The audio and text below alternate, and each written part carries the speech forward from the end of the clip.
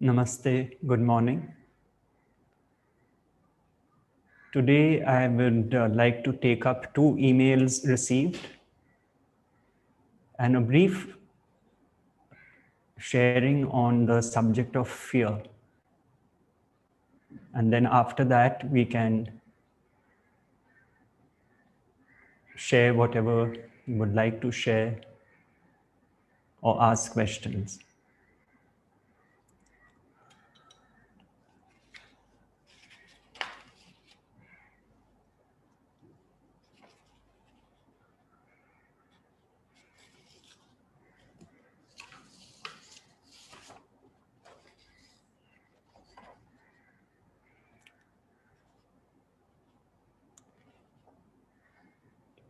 This is a question on free will which has been addressed adequately, but a very important point is raised here, which I'd like to discuss with you all. Is free will an absolute illusion, or is there free will? Some people have quoted Ramana Maharshi saying, everything is destined, but there is also a record where he has said, what is destined to happen will happen, try as you may to stop it. Does the phrase, do what you may to stop it, show some amount of free will? Or is that also destined?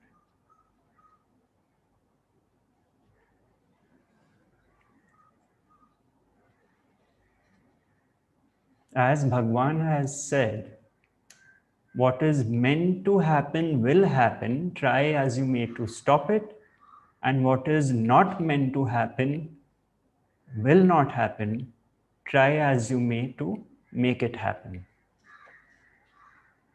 And therefore the best course is to remain silent.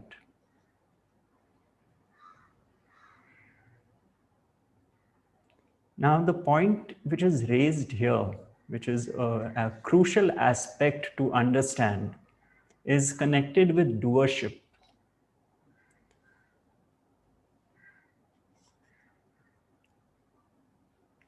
Does the phrase, do what you may to stop it, show some amount of free will?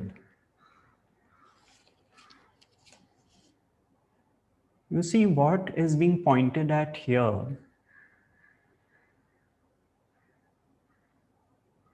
is when we try to force our will upon a situation which is not yielding.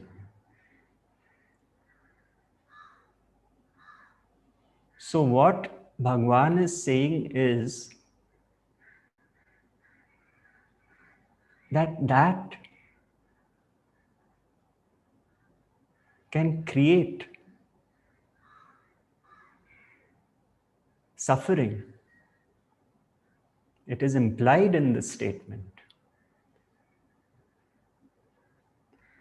We invariably find that we are pushing against circumstances and things to get a particular outcome. But the man of understanding rests in the knowing that to push beyond a point is to exercise extreme doership in a situation, which can bring about a lot of suffering because the outcome may not be what I had wanted it to be.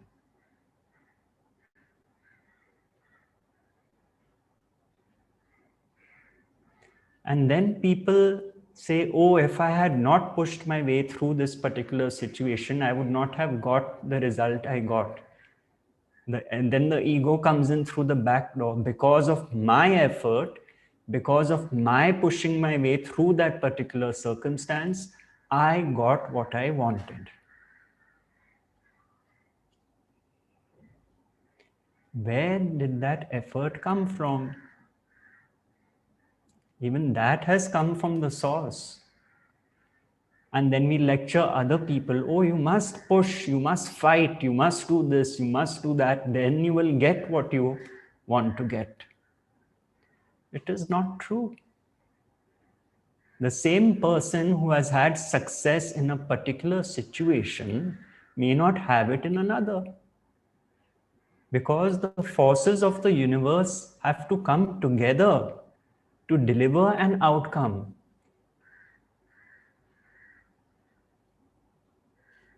That is what Bhagwan is pointing at.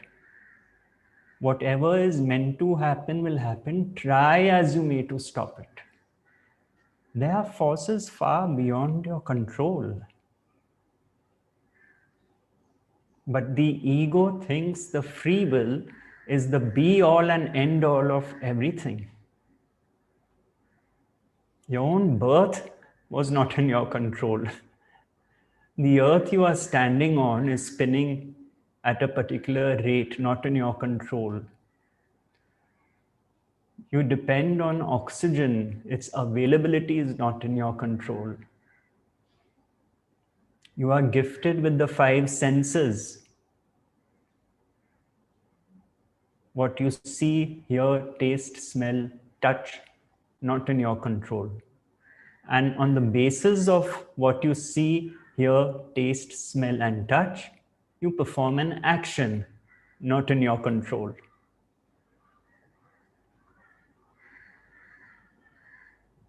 So we have to be very careful with pushing our way through situations, people, pushing our point of view down people's throats.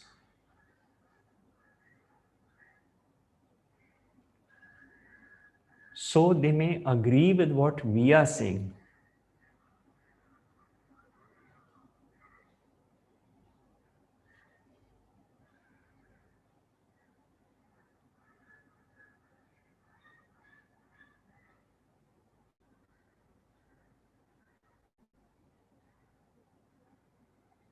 The man of understanding knows that free will is a mechanism of functioning in duality.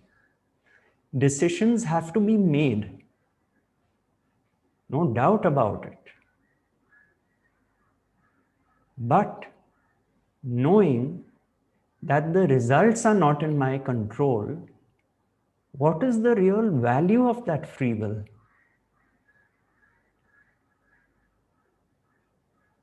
Secondly, knowing that my free will is based on 2 factors: my genetics, the way I am made, and the conditioning I have received from day one, which has shaped me. The way my parents were, their thought processes, the school I went to, the religion I was born into. This is the foundation of my thinking and decision making. And none of this was in my control. So while free will is recognized as the mechanism of functioning, it is actually exposed that it is not as grand and glorious as it is made out to be.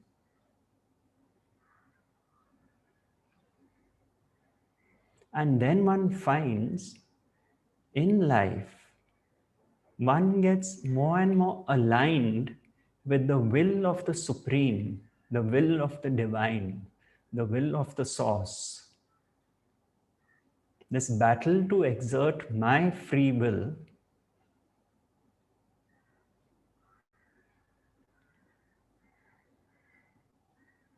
now no longer is a battle.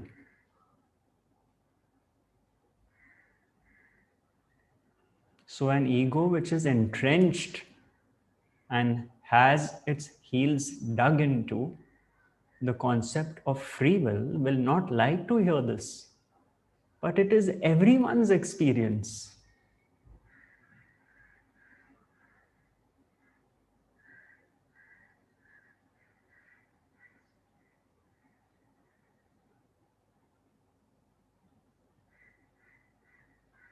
Deep down, the ego knows that it has dug its heels into quicksand.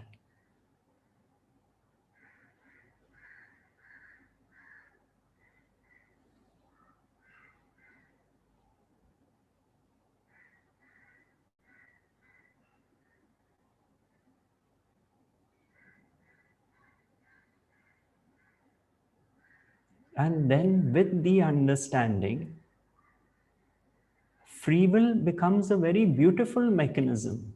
It becomes lighter without this load, mother load of the me and my story and my burden and my free will.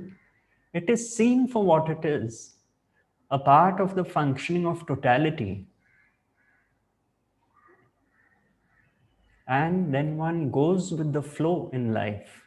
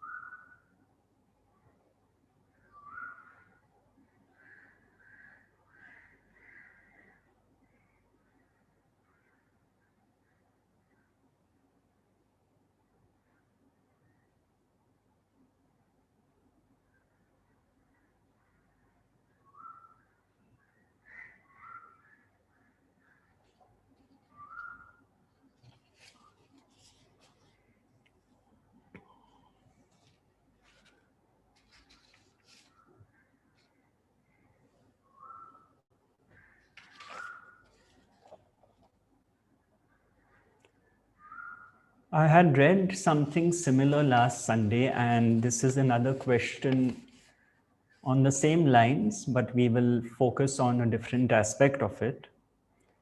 Once again, it is about someone, it's a family of sisters, and the mother who has been ailing for a very long time, various ailments accumulated over the years,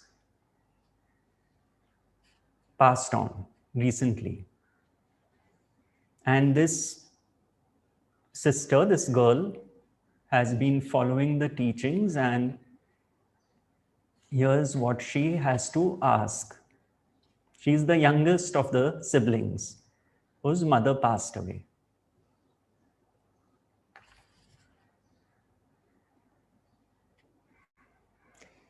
My problem is my behavior. I am the youngest in the house,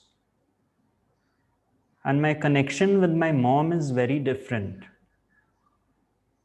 I used to think that if something happens to my parents, I will be totally broken. But nothing of the sort is happening. In fact, I prayed to God to take her away because of her suffering. She had suffered enough. And I was crying. I cried. But I am not feeling anything like, for example, how will I live? What will happen of me? I cry when a memory comes up, and I laugh remembering some incidents with her.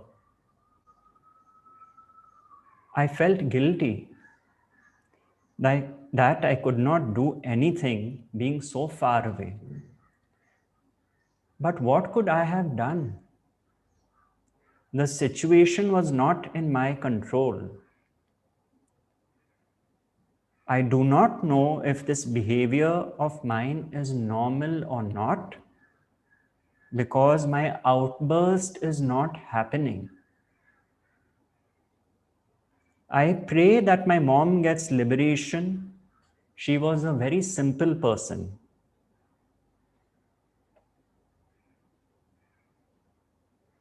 Whoever calls me, I tell them what has happened has happened.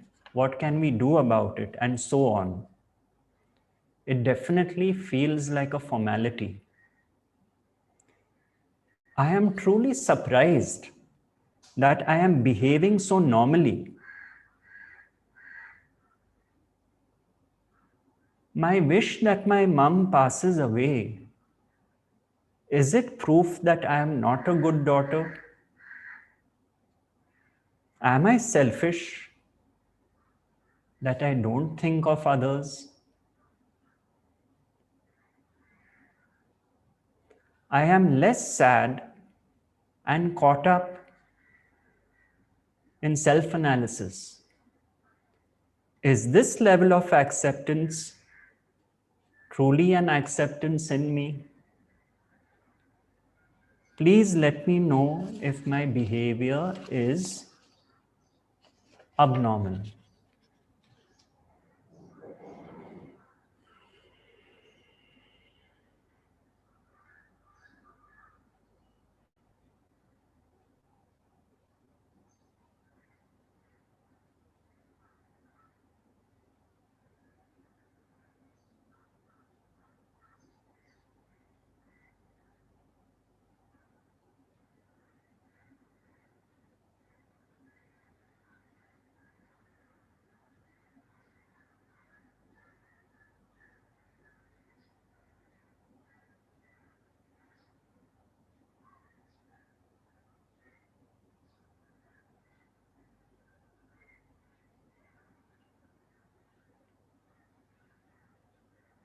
Is it to wish for someone who has experienced severe limitations of the body for years?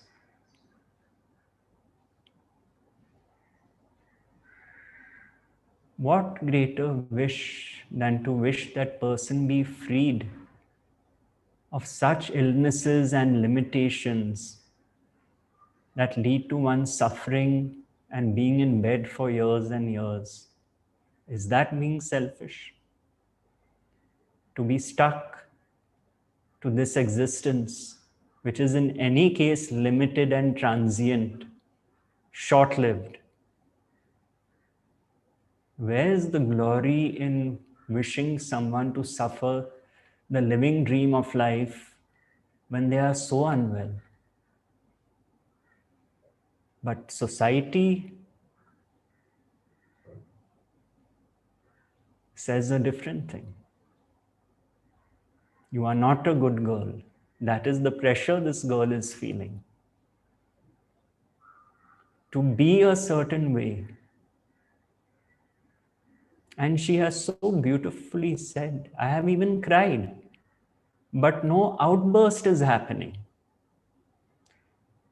A man or woman of understanding, it does not mean that tears won't arise, grief won't arise. I keep mentioning this point again and again. It is not necessary that it has to arise. But even if it does arise, there is no involvement in that grief and in the tears and a big story created out of that.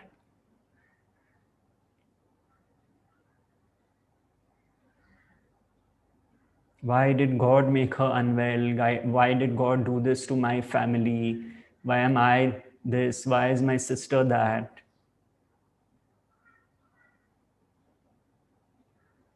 When words like why and should, this should have been that way, this should be this way. When these kind of words start evaporating from one's vocabulary, one knows one is resting in what is and the acceptance of what is, the acceptance of what is happening in the moment.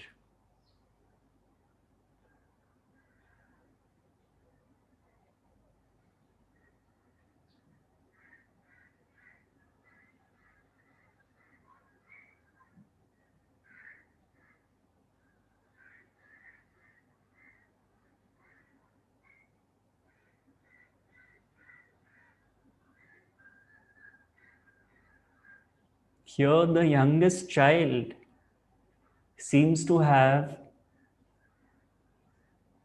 the deepest understanding.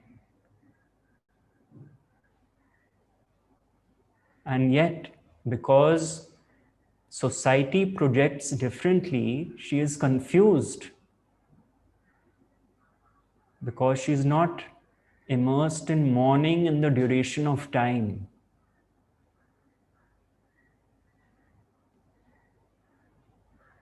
So there's nothing abnormal about this. It's the most beautiful, it's the purest form of grieving without being lost in the story of grieving.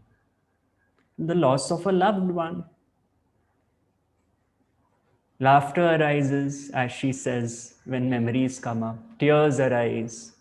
That is the natural flow of life. But to want someone to be in the body because you don't know what will happen to you without that person, that is how the ego operates.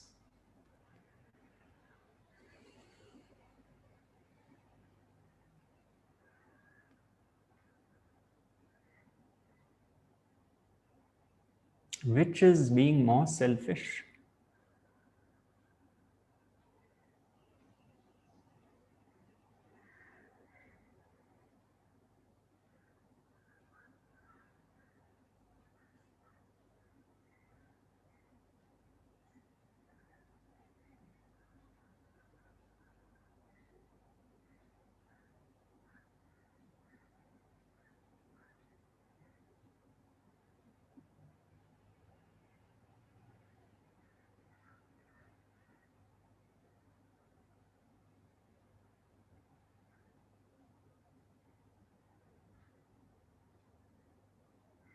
It's like someone years ago very proudly told me there was a man who was passing away, and so his friends gathered around him for the last few moments. And so he said, "Oh, you know what I did? I held his hand in my hand and I kept mentioning his name and saying, 'We are all here, we are all here, don't worry, don't worry.' And he held my hand and, I said, 'We are with you, we are with you.' And he held my hand. And this went on for a good 5 minutes. He held my hand. And I said, to be very honest, the opposite should have happened. You should have left him, let him be, let the consciousness is already leaving the body in the last moments, and to keep pulling it back, bringing it back to body consciousness. Are you doing it for the other or for yourself? He held my hand, he held my hand.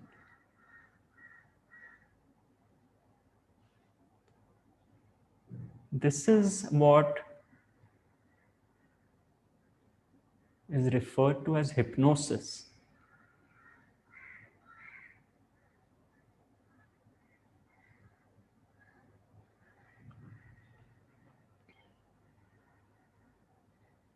The important me.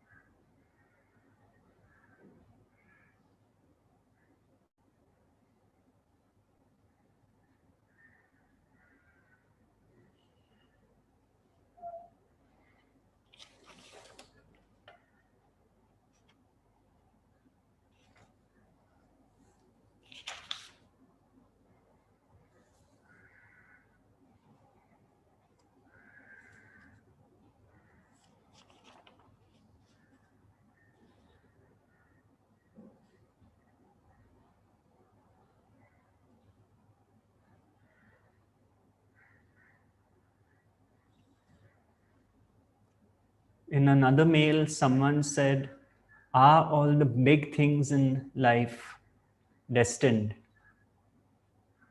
marriage, profession, death, etc. And in fact, someone asked Bhagwan the opposite. I can understand that all the big things are destined, but are even the small, insignificant things destined?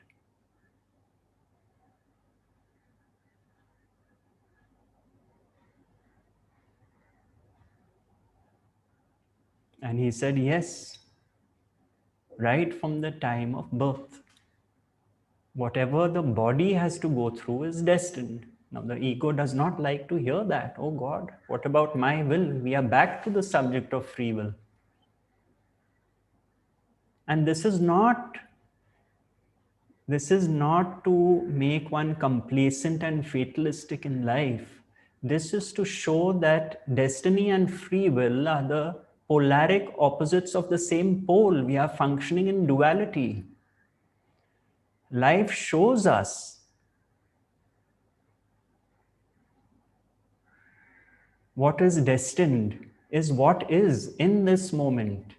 It is not like this concept of something which is written in stone and we are doomed to our fate. You see, that's how the ego takes this whole concept of destiny. Why? Because my will is being threatened. Now you are saying that God has etched my destiny on the slab. Whereas the masters are trying to show us that destiny and free will are the polaric opposites in duality. And those who come onto the spiritual path because of suffering they have experienced at some point in their life, they are already open to this idea that things happen to me. There was loss. There was loss of a parent. There was loss of a job, maybe, of an object. And I suffered. That is the start of the spiritual journey.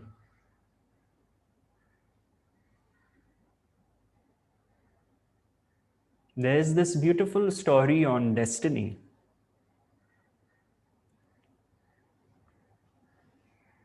There was a tortoise,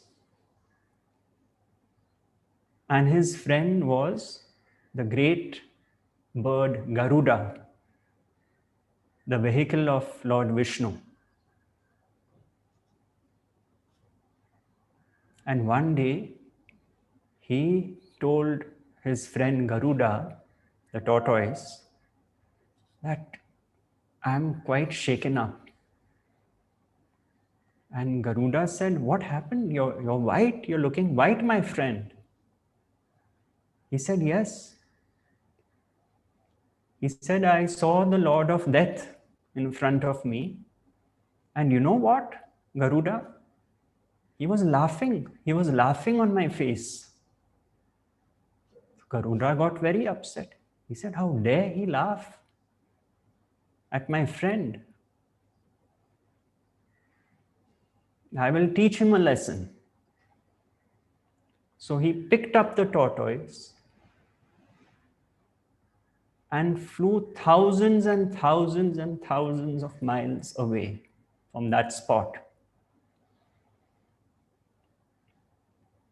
till he could go no further. He went to the farthest corners of the earth. And then he came down on the ground, put his friend, the tortoise, down and said, here you will be safe. Go and have some water. I'll take some rest. And when Garuda opened his eyes, his friend, the tortoise, was dead. And Garuda saw the Lord of Death there.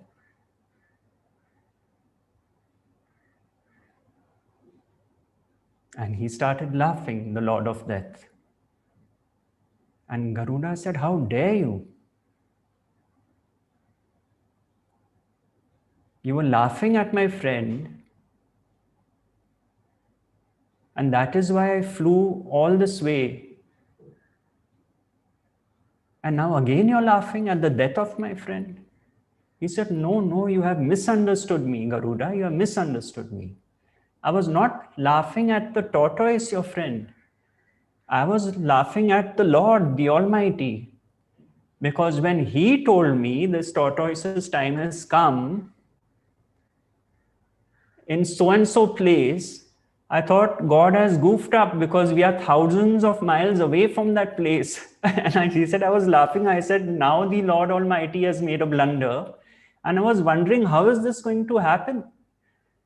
I could never have imagined that you, the mighty bird, would bring the tortoise to this location, because this is where it was written would be the end of his life. That is why I was laughing, not at your friend. Please forgive me.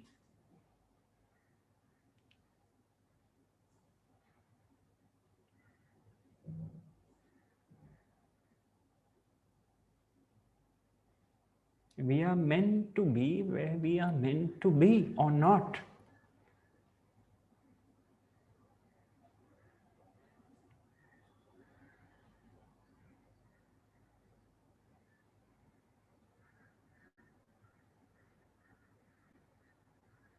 And this brings a relaxation. Whatever stage in life one is at, in the job, with family, there's a higher power, there's a higher force. And if we allow that to operate, you find that you are in alignment with that force.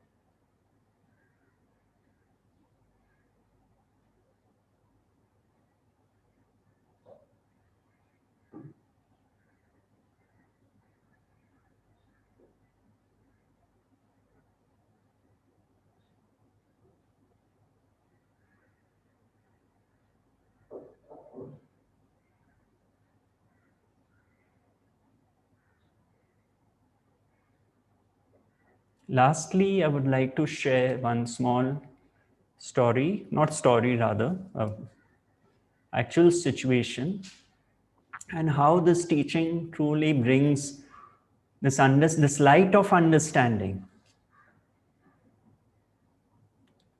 truly brings peace of mind. It is about a brother and sister, and what is sometimes very typical in Indian parental conditioning, the brother, the son that is, was given a kind of free hand to party late into the night and so on and so forth. And the parents were overprotective of the daughter, very fearful, monitoring her every step, when she would go out at night, when she would come back, whom she would meet. So the daughter turned out to be a fearful daughter. She was full of fear. And then the parents tell the daughter, don't be afraid. Why are you so much full of fear? The ones who have injected the fearful conditioning into the daughter then ended up telling the daughter to be like the brother who was not having fear. You see, this is how conditioning works. We put our fears into children, into friends, into people. We just keep projecting our fears. And then when someone becomes fearful, especially in the parent-child relationship, then the child is made to feel that being fearful is wrong. How can you be so fearful? How can you not operate normally in life? Be like your brother. He's so outgoing, he's so forward looking, he's so positive. Comparing and judging happens. Why? Because there's this one size fits all approach. How is it possible? People are different. There are some people who are timid and some people who are strong. The way they have been shaped by their genetics, by their nature, by their conditioning. And that is why I often say, if one has fear, accept it. Rather than fight this fear, I should not have fear. What is wrong with me? Nothing is wrong with you.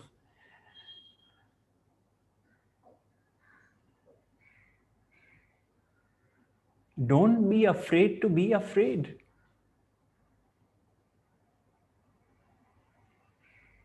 Accept it. Look at it. Witness it. Embrace it.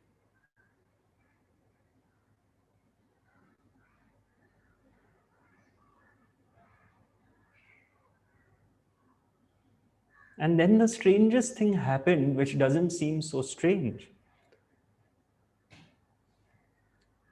Thankfully, the daughter came out of it. How? By all that I said. When fear arises, it arises. And it is witnessed. But the son, unfortunately, when he started his business, a new business, had a very big setback. And it was a failure. And this son, who was so positive, the apple of everyone's eyes, so, brave and this and that, could not handle it.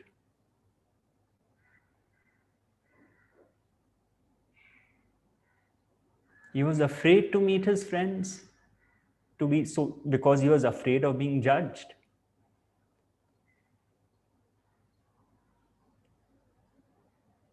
Totally not interested in the spiritual journey because it was not destined, it was not the right time, whatever reason it is. Looked down upon it, looked down upon people and classified them as weak because their peers were going to one very big ashram in the south of India and they would laugh at them. Oh, you can't stand up for yourself, you need a crutch. The same son.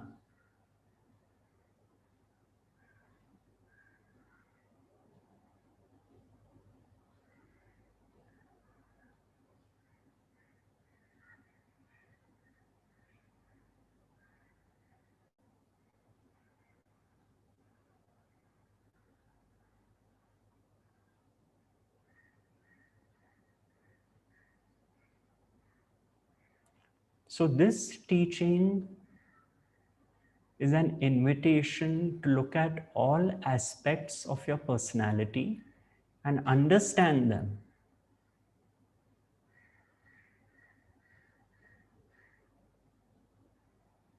Knowing that all your so-called imperfections are perfectly placed by God.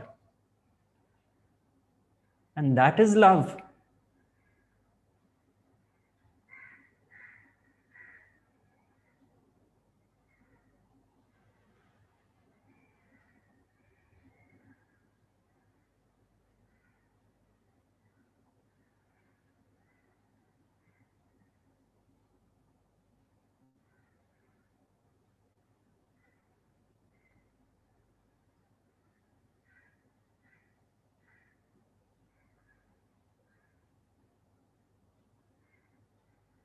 And it becomes such a beautiful journey when you look at fear. Because then the ego is laid bare. What is this fear? It is the fear of survival. Survival of what? Of me. Of my body? No, me. Me and my story. Me and my identifications. And so on and so forth. It becomes a journey of discovery. That is called being courageous. It does not mean that there's no fear, therefore I'm courageous. That's a shallow fear. To look at your fear, walk with it, make friends with it.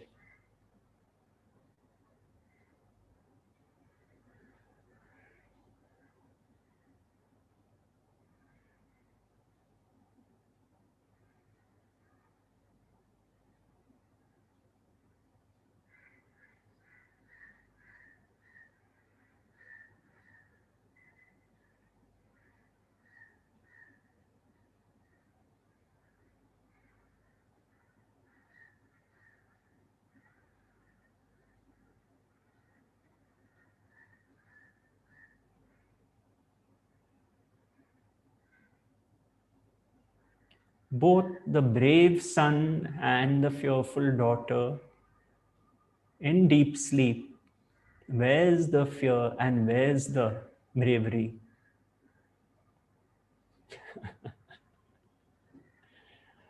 You see?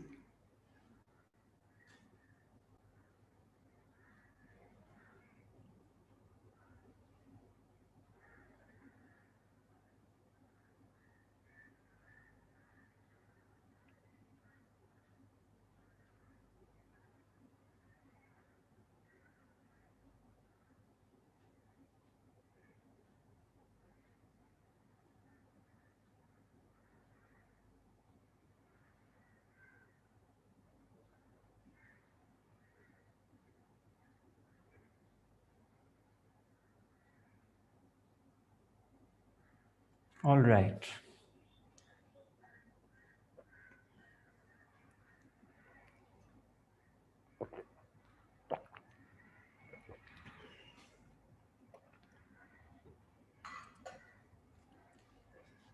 If anyone would like to ask questions now, you're welcome to.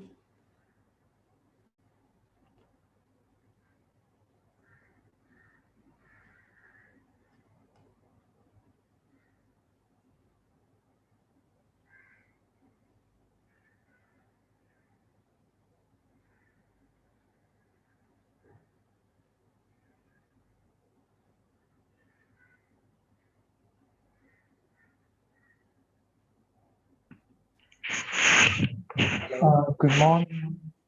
Can you hear me? Yes. Yes.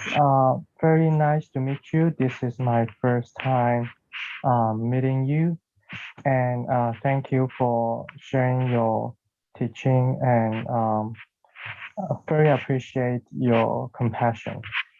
And Can I know your name? I need to Pronounce your name. Yes, my name is Lyson, and Lyson. I need to start my video. Uh-huh. Okay, let's try it. Because I just took a shower. I didn't prepare to share video, but it's okay. Anyway, Which part of the world? I'm sorry. I'm in LA right now. I'm in LA. I live in LA. Norway. Yes. Oh. LA, Los Angeles. Los Angeles. LA. Sorry. Okay. Just Lyson. Yeah. Actually, I just saw your YouTube video, I think an hour ago. So I didn't know you an hour ago. Okay. Before like an hour ago. So that's very interesting. Anyway, my question is,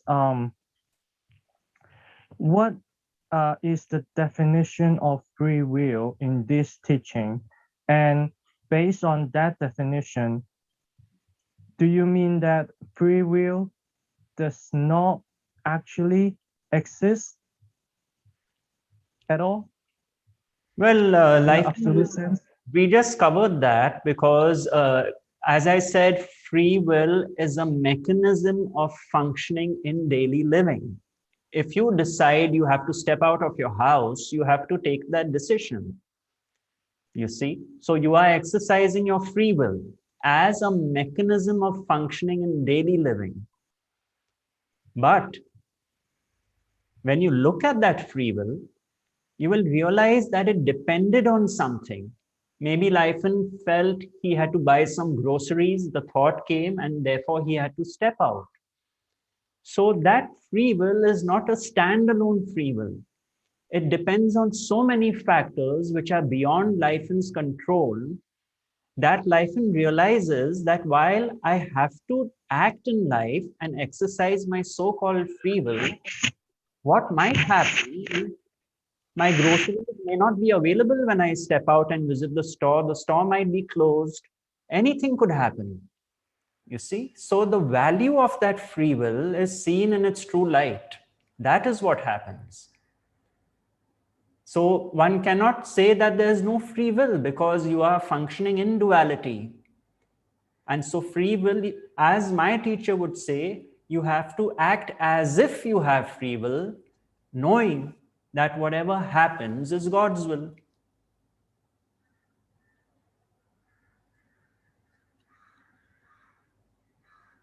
All right?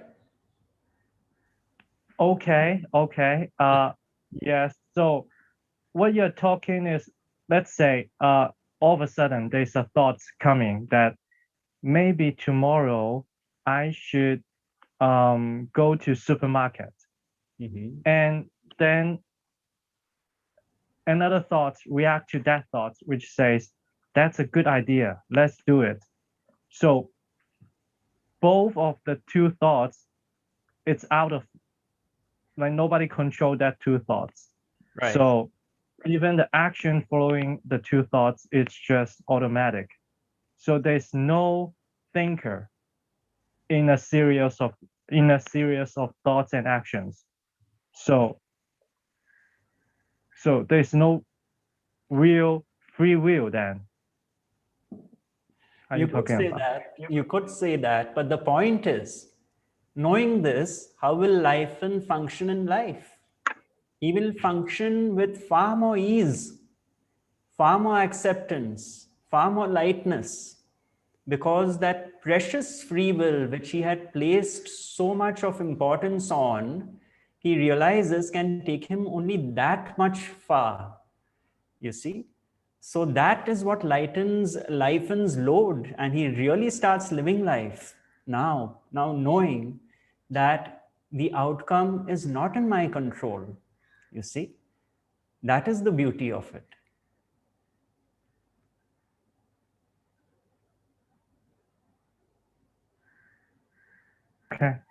Okay, got it. So okay, now I understand now. So there is total, like, I can, this, like, in the absolute sense, there's nobody to let go of anything, but right now it's just like releasing everything as it is. So what happens happens. That's what you mean, right? That's most beautifully expressed by you. Exactly. Whatever happens, happens. What happens when we are too immersed in free will is we take the happening that happens so personally, and we create such a drama and story around it that we create suffering for ourselves.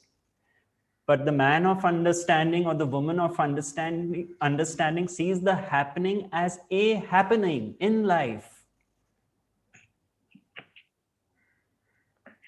Oh, okay. So if Lifen wanted to go and buy a beer at the local store below, and the thought came that I feel like having a beer, and he goes down and there's no beer, he accepts that the thought came to have a beer.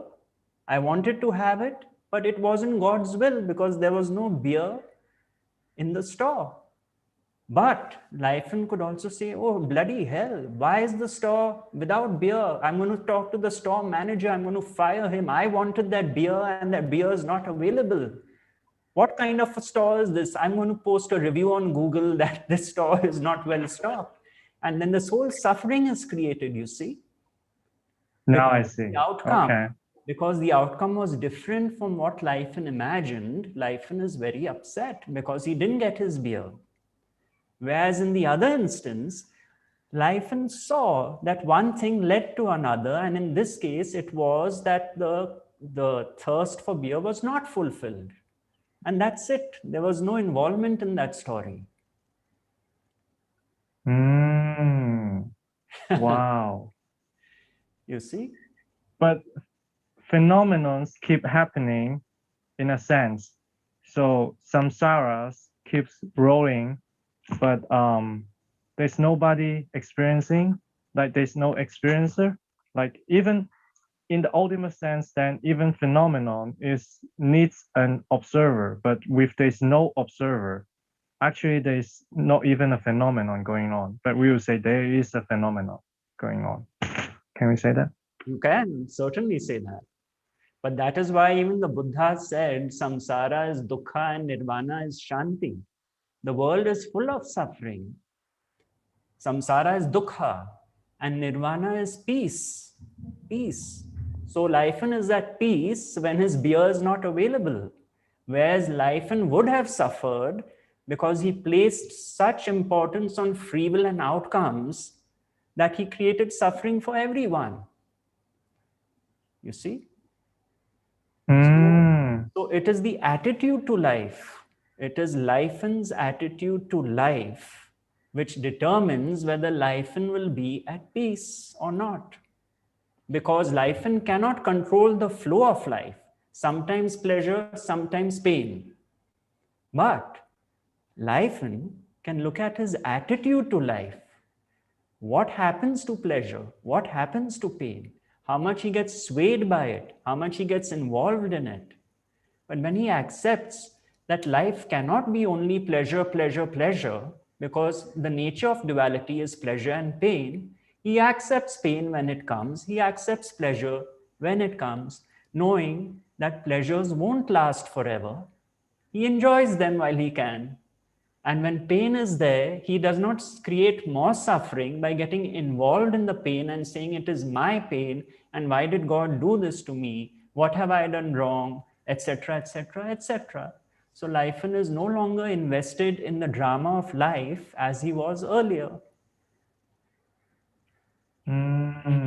Wow. That's really relaxed. And then things just happens. Like if I'm very passionate about, let's say, spirituality, it will happen. If I'm not, if I'm passionate about whatever it is, it will just happens. Yes.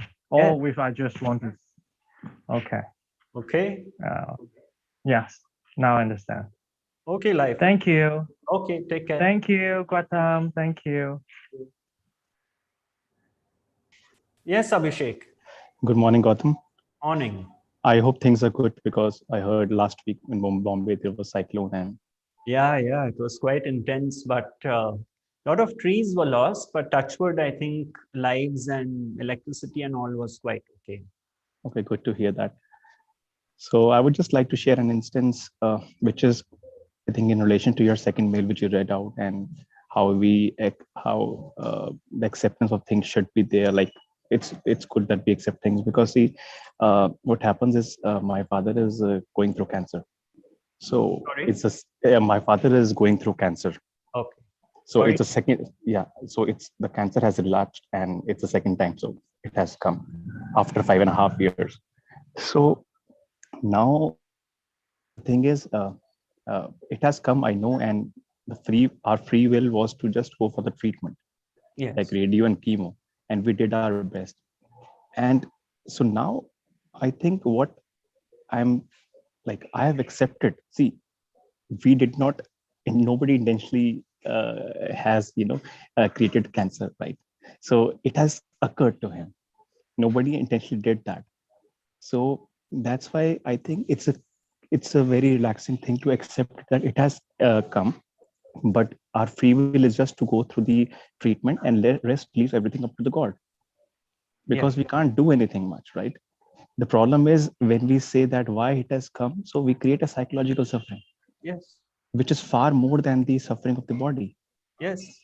Because then everything occurs from thought. It's thought, word, and action. Thought, feeling, words, and action. And if our thoughts is entangled in the ego, in future or past, why did this come, and all these things, then we are creating psychological suffering. So what I want to share is like, I have accepted. I don't know about the patient.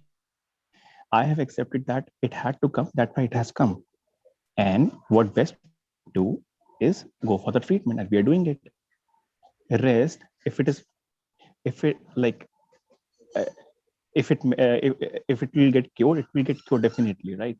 So we are doing our best to go for the treatment. That's it. We can't do anything much beyond that. That's it. You said it. And, Yes.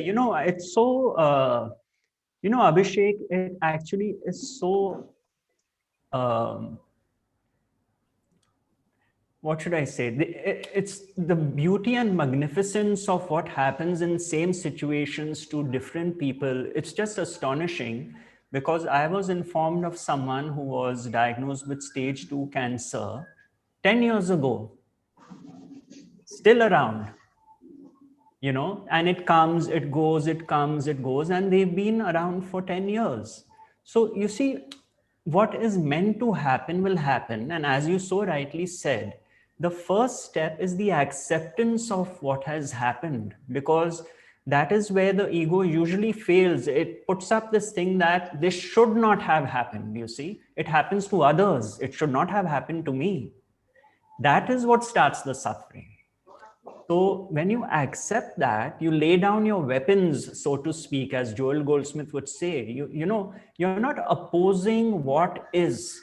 You are Right. accepting what is and then doing what is in your best of abilities to do. In this case, after all, he's your father.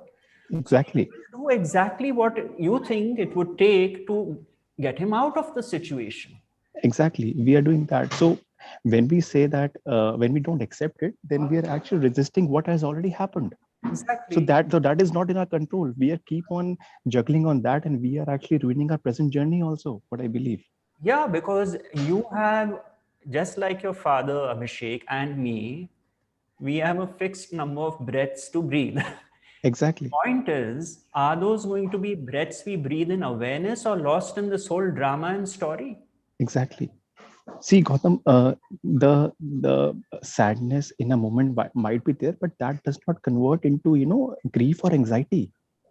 So Even if it converts to grief or anxiety, even if it does, that is not judged and that is witnessed. You see, exactly, what happens is that the ego starts getting involved in all these labels and words. And that is what does not happen when the understanding sinks in. So let's exactly, say by nature, let's say Abhishek has a sibling who gets anxious and Abhishek does not. You see, that may happen. But when that acceptance, that initial acceptance is already there, that this is what it is right now, here and now, in this moment, even that anxiety's grip goes. exactly. Sadness will arise. I mean, if you know that the days of a loved one are numbered, sadness Exactly. is bound to arise. But that me and my sadness and poor me and my story, all that does not happen. But one thing I've realized that too also, if we say the number of days, still it's not in our control. If it is meant to live for another 10, 20 years, they will definitely. Correct. So, and in relation to what Bhagwan said, that the best course is to remain silent. That means to uh, to be without ego, right? Yes, well said. Without To doership. And without doing, to be in the present. yeah, he referred be silent means silence of the thinking mind. Exactly, Not going into the imaginary future, not going into the dead past. That exactly. is referred If the same patient is in the deep sleep, then the cancer is still there, but he does not get any thought, right? because it is of the body. Exactly.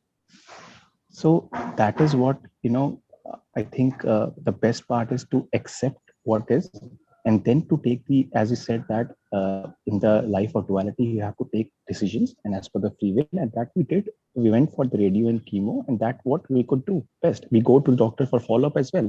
We don't say that, oh, we don't do anything, like it's again the doership, right? So things are happening, and we are following what we can do best, but deep down I have realized that it's not something I'm doing, it's being done. Yeah, and I'll tell you something which is even worse. I have seen cases where then the person who has cancer is blamed for having the cancer. Oh, your thought processes led to this, all this. And I mean, I have mentioned this in a talk years ago. I was at a seminar of my spiritual teacher when he was alive, and I met a doctor from Australia. And he was telling me he was immersed in Nisargadatta Maharaj's teachings and Ramesh Balsekar's teachings. He was telling me of his patient, a young man who had cancer, and the doctors pretty much said there's no hope.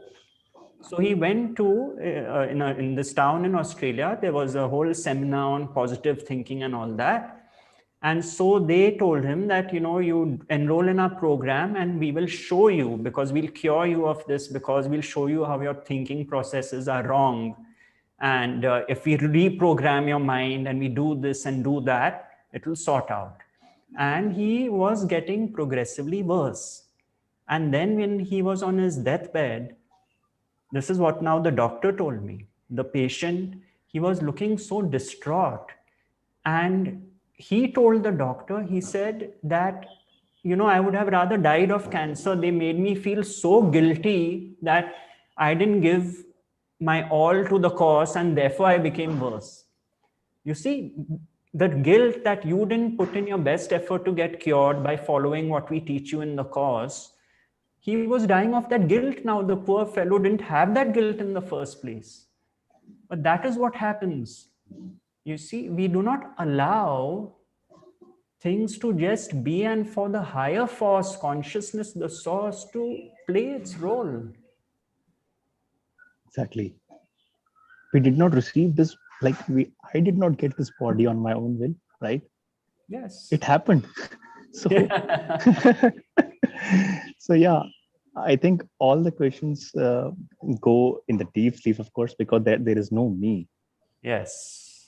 And the best course to stop this me is to accept what is. Yes. And Thank you. Always in deep sleep. Okay, thank you. Thank you. All the best to your dad. All the best.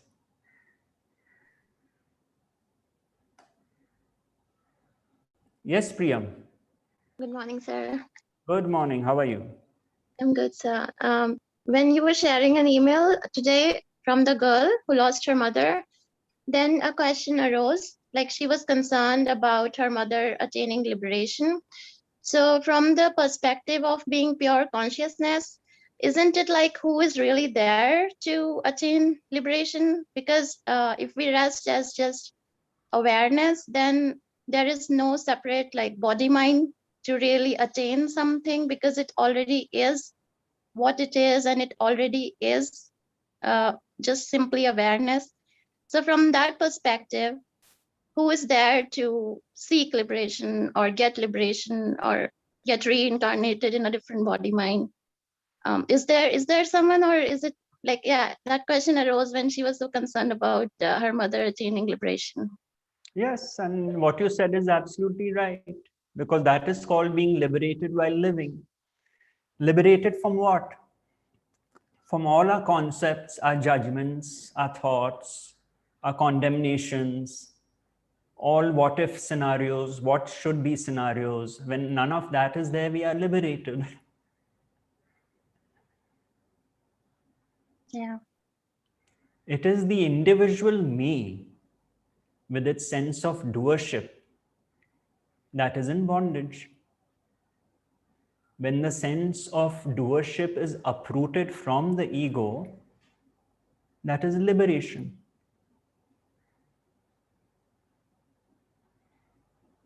Okay, thank When you. we no longer reincarnate our patterns, we no longer get involved in these cartwheels of the thinking mind like we used to, pointing fingers at others or ourselves and getting lost in the drama and stories of what happens to us. We are liberated from all that, and we are living a life of peace, harmony, and calm.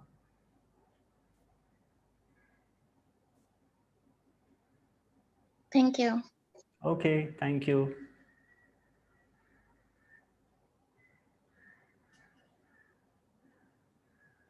Yes, Holger.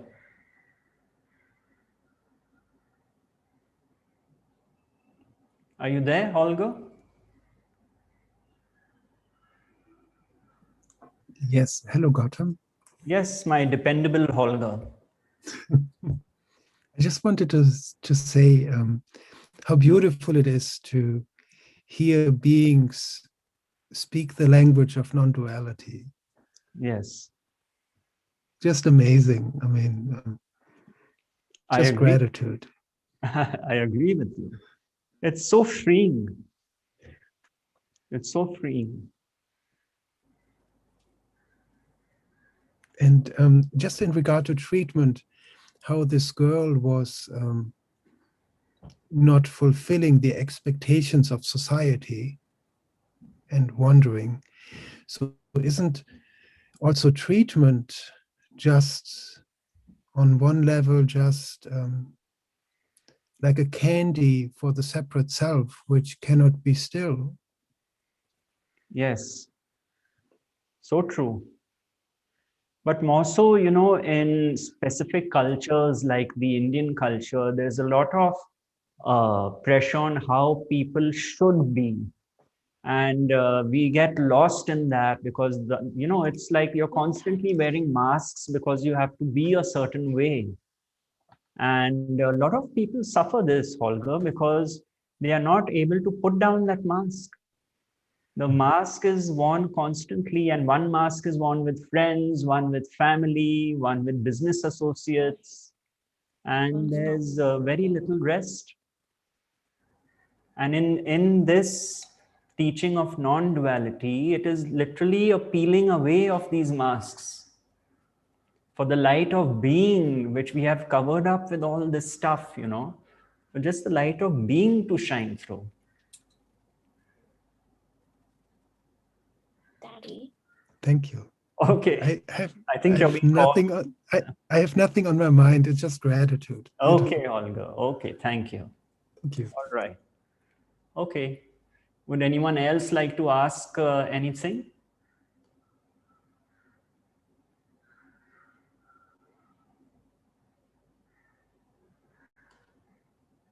I don't know if some of you are aware or not, but we have a silent meditation on Thursday evenings, which is India time, 7 p.m. to 7:30 p.m.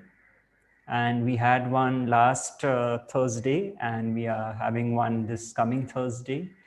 I sometimes speak at the beginning of the silent meditation, and I may speak during it. It just depends on what arises spontaneously. And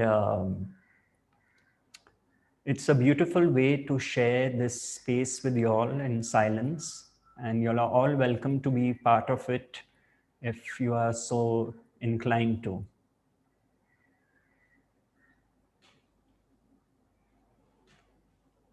All right. Yes, Kajal.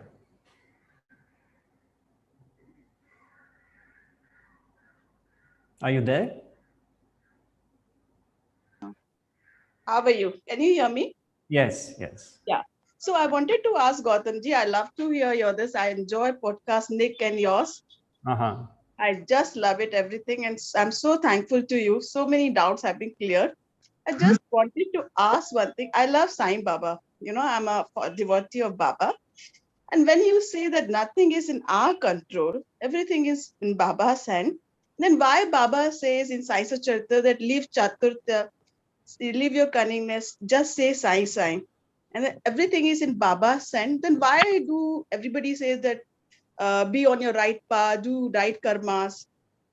When everything is in Baba's hand, then why I am, cursed, or people say, like my husband or everybody, that you have done this, you have done this. When nothing is in my hand, everything is in Baba's hand, then why I am, you're understanding what I'm saying, right? Yes. So I don't understand. So I love Baba Science Chata. I keep reading it. I enjoy yours and it's everything. I is that thing I've learned. I enjoy my evenings are always with you. Maybe you are not aware. No, I'm not But aware. I really, and my daughter, she's in UK. I always tell her, Gautam Sachdeva, I just love him. Just listen to him. Whatever doubts, he will clear your doubt. But when you say everything is Baba's, you are not doer, everything, then why do we have to, remind ourselves, please be on good path, Kajal. Don't say, I wanted to share a small incident. Yesterday, I was listening to you that hum jo sochte, secrets of this thing, you and Nick. So one of my neighbors, she came and she started saying, Kajal, this is our terrace and we can do whatever we want. And she was giving her dog. I said, Baba kehte hain, don't shout anybody. I said, okay. But then this leaving my personality. I don't understand. Thank you so much, Gautam, for everything. Baba bless you. I'm so grateful. I just love your talks. Thank you. You see, Kajal, your point is actually a point of surrender. It's, you see, all you can think of is you and your journey. What the others say is a completely different matter. And if you have Okay. surrendered your thoughts, feelings, emotions, words to, in your case, Sai Baba, if for others it could be their master or God, consciousness, the source. Yeah. If that is surrendered, that is the most beautiful way of living. So, for example, even if, like you could say, shouting arises, Yeah. let's say something is triggered, something else could have happened in the day and one blows one's fuse. Yeah. That is also surrendered. The problem is we get involved in that reaction and we create a whole story out of it. I should not have, if I am on the spiritual path, how could I have shouted? I should not have done this. I should not have done that. And then this involvement, this drama becomes the real suffering. Whereas you say, my God, in spite of all that I understand and I follow, this happened. It was meant to happen. I may have hurt someone, and therefore I may apologize to that person whom I hurt.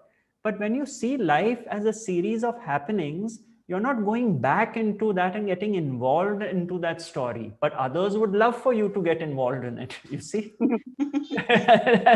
what am I supposed to do? Because I just want to follow your teachings and Baba's. I really want to be a your good peace of Kajal. mind. You are concerned with your peace of mind. So should I allow whatever is happening? I will take it Baba's will. Whatever gives you peace. Whatever gives you peace. Okay. And one more thing, you always say we are not doer, we all are instrument, like Rameshji also said. But then so many bad things happening around. That is also Baba's wish. Because you are thinking in terms of Baba as someone good, not as the source of everything, of duality of every conceivable kind. Left and right, front and back, up and down, pleasure and pain. But we label things, you see, and we want only pleasure and no pain. But God is the source. If Sai Baba is the absolute is all pervasive, all knowing. You see, so, and in fact, I would like to touch upon this topic in my next talk, which is to do with prayer and asking God for things, thinking that He does not know, you see. Yeah, I would like to cover this, especially in light of Joel Goldsmith's teachings. And so we'll end on that note. But the point is that if we truly surrender to consciousness, the source, the master, call it what you will, that every thought, emotion, and feeling that arises in this body arises because of the way it has been designed and shaped by conditioning. We are offering that to the divine. We are not taking ownership and possession of that. So that's what happens. So if I'm asking something to Baba, that Baba, please give me, he's listening to us. So should I be asking again and again, or Baba knows? You tell me. According to me, if someone like Baba has to be asked again and again, then he obviously, you think he doesn't know, because otherwise you wouldn't be asking him again and again. Yeah, because he knows. Thank you so much, Gautam. Okay. Lots of love and blessings. Thank you so much. Take care. Take care. All right. I think we can end on that note and sit in silence for a couple of minutes. I will just change the view so I can see all of you all. It's really funny, and I'm going to take this up in the next Sunday talk, I mean, as Joel Goldsmith says, it's so absurd that we pray to God for things, because then we obviously assume that He doesn't know what we want, we know what we want. And then when we make such a royal mess of it, you see, that's what happens. I mean,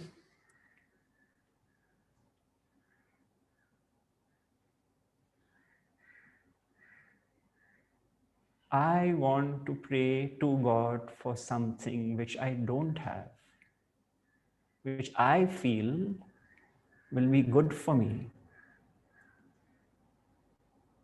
God may not know it, I know it. And then I ask God for it again and again and again, because He's not listening to me.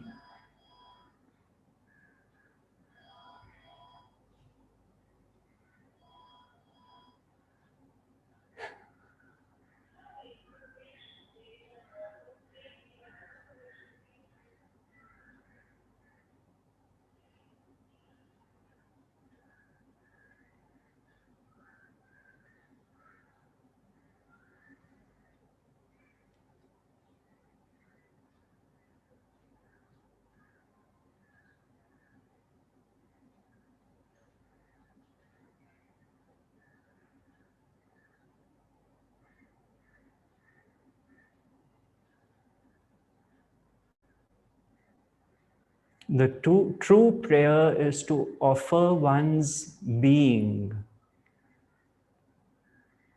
to situations that arise, to people one encounters in life, to be there totally and completely for them. That is the true prayer. Not wanting to change people,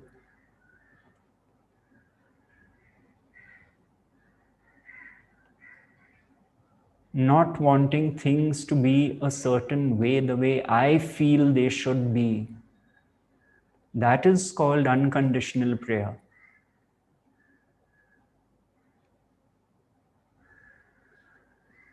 A prayer without conditions.